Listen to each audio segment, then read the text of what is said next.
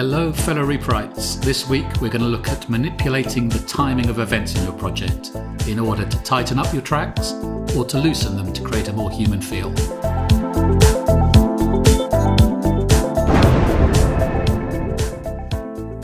So let's start at looking at some basic controls that apply to both audio and MIDI events. If I zoom in on this part of the track here, where I've got a cymbal crash, and if I play it, you can hear the cymbal crash comes in a little bit late.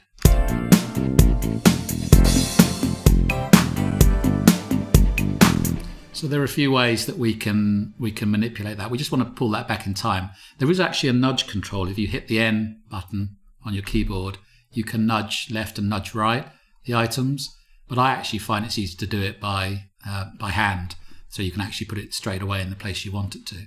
You want to put it rather. So we can either move the item, and even if we've got snap on here, we can hold the shift key down and just move it ignoring the snap control, so you can slide it exactly where you need it. So we could move it here and then play it again. And now it's perfectly in time. And because I had a little lead up to it, I could have just trimmed it, and you can see an earlier video of mine about how to trim items, but because I had the lead up to it, I needed to keep that part as well, which is why I slid it around. You can also actually slide the contents as well. If I do Control Z to go back to where I was, I can hold the Alt key down, and you get this little arrow, and you can slide the contents of the item within that item. Now, that may seem like the same thing, but if you're dealing with a drum track where you've got lots of items on the same track, you can slice them up and then slip and slide the individual parts without affecting the ones before and after. So that's where you may do that. So once we've got this part in time, let's just check it's in time again. Yeah, pretty close. I'll leave that as it is for now. I might want to use it elsewhere in the track. So if I do Control to copy this item and I drop it somewhere, again, if you've got the snap set on, it will snap to the start of the item, not to the bit of the item that you want to appear on the bar line. But you can get around that. So let's undo this. The bottom triangle in the item, you'll see a little white triangle. Hover over it and you can drag that to the item you want to snap to within the item, which is that cymbal crash. Now when I copy it with Control and place it somewhere, it snaps to that rather than the item start. So that will be in perfect time when it appears in the item. So that's great. Now let's look at how you adjust the timing of individual notes on MIDI parts, and again how you can tighten and loosen those. Let's start with tightening up the tracks. So I've got a part in the outro of this song, which is a staccato string part. Let's just go in to the edit so you can see it. And let's play that part.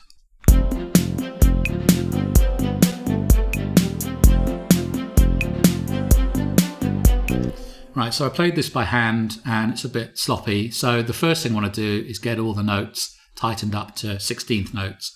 So you probably know this already, but there's a quantize function that quantizes to these grid settings. So 1/16th notes is what I've got it set to at the bottom. If I hit the Q key, then you get this use grid quantize events, and I can click on OK, and it tightens up all those parts. Let's play them again.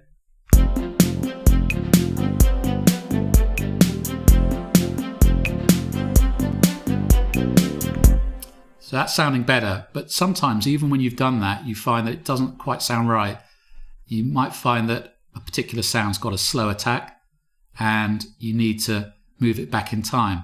Now we could use the controls we used before, or the actions we used before, and we could slip and slide those parts in the item. But the problem with that is then you can't quantize any other parts you record, or you've got to do that for every part you record. Or you've got to go through every item and do that individually. Once you know that a sound is slightly out of time, you probably want to apply a setting to the whole track to pull it forward in time or pull it back in time.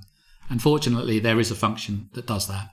So if we go to the track and select a new plugin and search in the filter for time, you'll find this fantastic function called time adjustment delay. And it allows you to delay or pre-delay that sound. So it can work in reverse as well. You can delay the sound if it's a bit ahead of time, or you can move it back in time with minus amounts if it's slightly after the event. So I feel this is about 20 milliseconds out. So I can do minus 20 here, and that will apply a 20 millisecond pre-delay, or not, rather 20 millisecond pre-delay. It will play the part 20 milliseconds before everything else on the track. So now if I play it, it should be a bit tighter.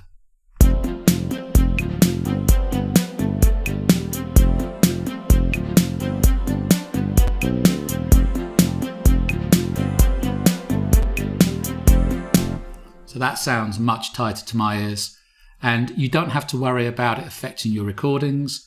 If you look at the performance meter, let's do that here. Performance meter. What you notice is that the staccato strings part, because of that plugin, it's now got a 1024 sample delay, and if you have bigger pre-delays, that plugin delay goes up more, but Reaper makes allowances for that. So when you record, it makes sure that everything gets put back in time when it plays back, so you don't have to worry about it being out of time. Okay, so that was the tightening of tracks. Final thing I want to show you is how you might want to loosen up tracks. The problem with quantize is when you quantize everything, it can sound a bit soulless and a bit robotic once you're listening to the whole track. So usually once you've tightened up tracks, you want to go in and loosen them up a bit. So the time adjustment delay I showed you there can be applied to lots of different tracks.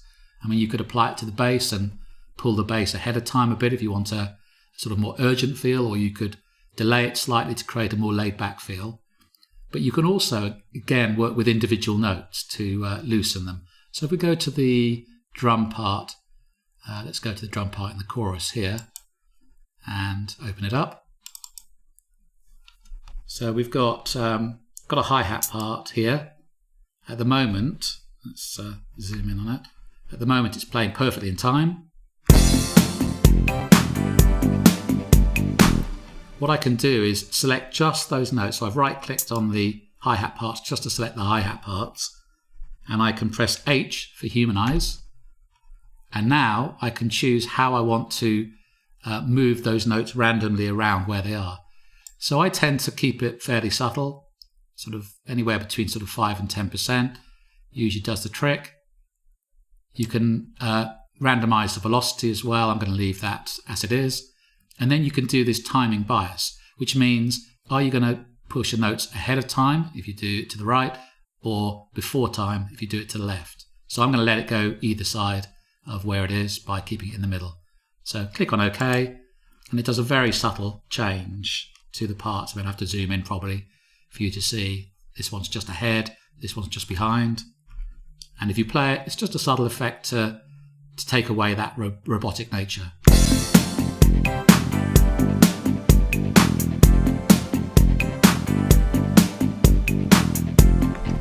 And I could also do with the hand claps here. Let's select those. There. So the hand claps, a classic trick is, because I've already got a snare part down here, classic trick is to let the hand claps go behind the snare. So you've got a bit of separation, and it's a well-known effect. So again, we can use the Humanize feature, H, but this time we want to push it ahead of the beat, or not ahead of the beat, behind the beat, so it's appearing after the snare track, I should say. And then maybe we'll do it a bit more. Let's go up to, I don't know, let's go up to sort of 20%. And click OK. Yeah, I could probably do even more than that, because I can see down here it's hardly moved at all. So let's do, yeah, you can see it's moving there now.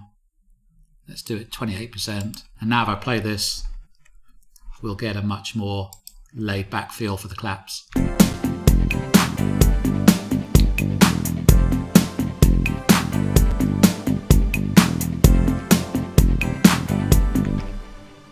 So there you have it. I hope it's been useful for you. If you've enjoyed today's tutorial, please like and subscribe below, and I'll be back same time next week. See you then.